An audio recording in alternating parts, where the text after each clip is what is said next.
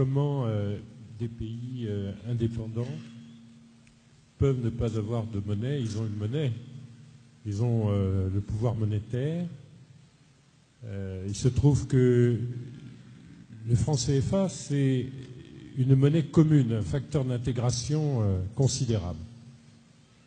Donc il y a ici de très éloquent porte-parole et responsable du front anti-CFA. Il faut toujours rappeler que le franc CFA est notre mécanisme le plus puissant d'intégration. On peut le rebaptiser, on peut le détacher de ses origines historiques, mais faire très très attention à conserver le caractère de monnaie commune qui permet de faciliter les échanges dans notre ensemble.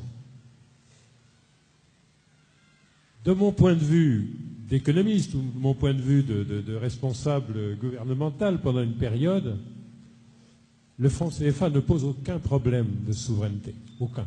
Ce sont les chefs d'État qui décident des taux d'intérêt, qui décident de l'utilisation pour le financement de l'économie, du réglage de la masse monétaire, de la politique vis-à-vis des banques et du financement de l'économie, des taux d'intérêt, c'est-à-dire de l'essentiel, de la nomination des dirigeants.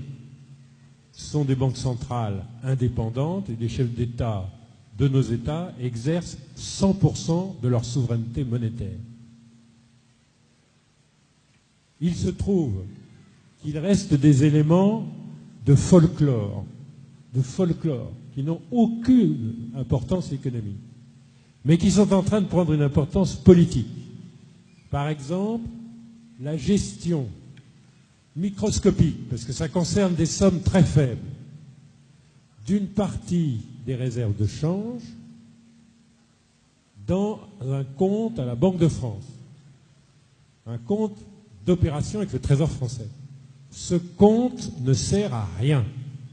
En 70 ans de régime de franc CFA depuis la guerre, il a servi à fournir des devises à la zone franc, qui était en crise de liquidité, pendant 14 mois. Donc ce compte d'opération est inactif. La gestion des réserves, une fraction des réserves à la Banque de France, une chose à quoi on peut mettre fin du jour au lendemain, il ne se passera rien. En revanche, ça blesse beaucoup l'idée qu'on ne serait pas capable de gérer nos réserves de change.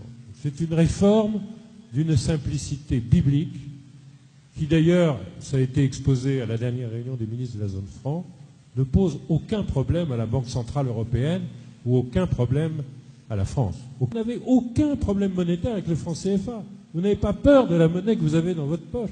Si vous êtes un entrepreneur, un industriel, un commerçant, vous n'avez aucun problème avec le franc CFA. Ça n'intéresse absolument pas les masses. Tout à l'heure, notre ami disait les masses dans 25 pays. Non, il y a 13 pays qui ont le franc CFA. Ça n'intéresse pas les masses parce qu'elles se servent du franc CFA sans aucun problème. En revanche, si vous y voyez un esclavage monétaire, puisque c'est l'expression qui se développe, si vous y voyez une résurgence de la colonisation, si vous y voyez une façon d'humilier une Afrique jeune et indépendante et panafricaine, eh bien, ça va devenir un problème politique. La question que vous posez, elle est politique.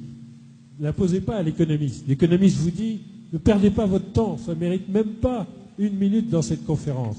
C'est un formidable instrument d'intégration africaine.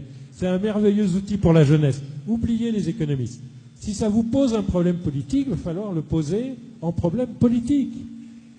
Ce que vous me dites, je suis souverainiste, mais Marine Le Pen le dit pour l'euro. Parce que les extrêmes droites et les extrêmes gauches jouent en permanence sur ce thème, la monnaie c'est politique et ma souveraineté est blessée par ma monnaie.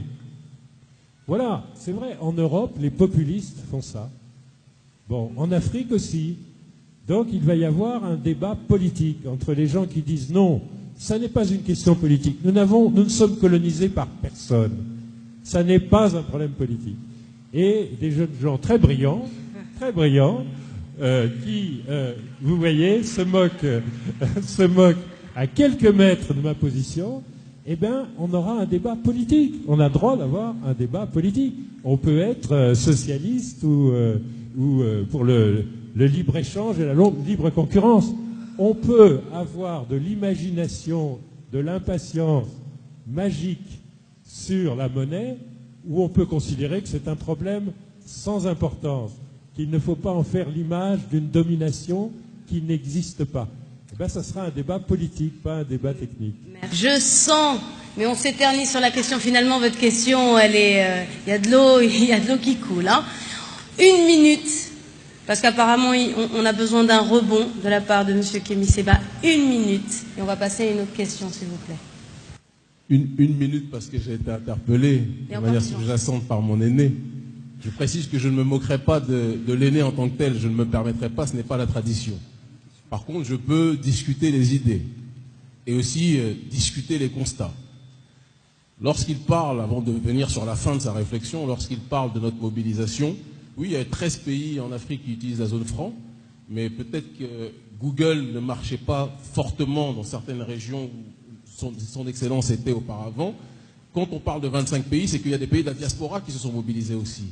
Il y a des diasporas dans les Caraïbes qui n'utilisent pas le franc CFA qui se sont mobilisés aussi. Il y a même des pays en Amérique du Sud, notamment en Argentine et au Venezuela, qui se sont mobilisés sur ces questions. La presse en a parlé. Je suis surpris que son excellence ne l'ait pas entendu. Mais là n'est pas le sujet de fond.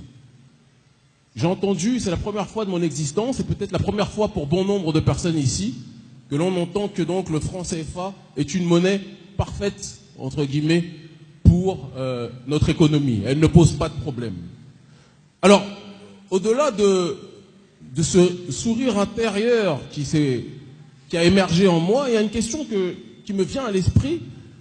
Est-ce que vous avez déjà vu à l'intérieur de la Banque de France le gouverneur de la Banque centrale ou de la Banque des États d'Afrique centrale ou de la Banque des États d'Afrique de l'Ouest avoir un droit de veto?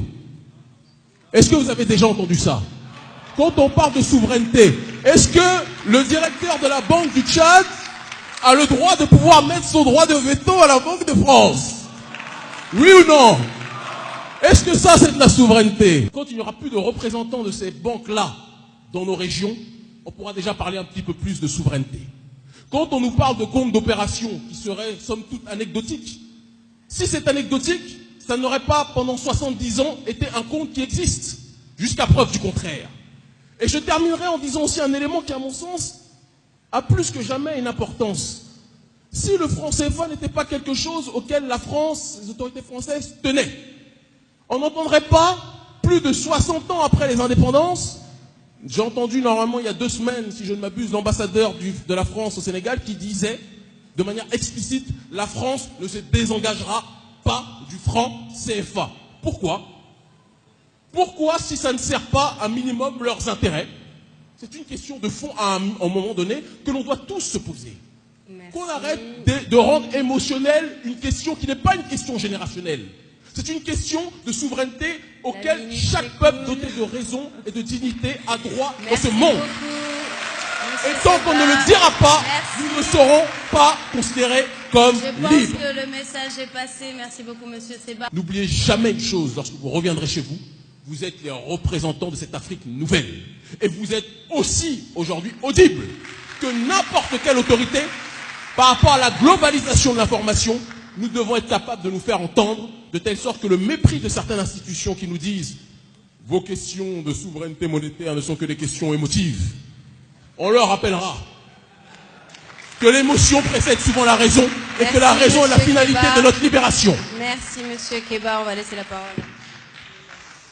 Mais moi, quand je vous entends, mon cher ami, et quand je vois la réaction très chaleureuse du public, je me dis, mais il est urgent que vous vous présentiez à des élections, puisque vous nous avez dit tout à l'heure que vous ne vous présentiez pas à des élections, mais présentez-vous. Ma première élection, c'est celle du peuple. Je ne cherche pas à me servir du pouvoir, je cherche à servir le peuple. Et je le sers dans la société civile.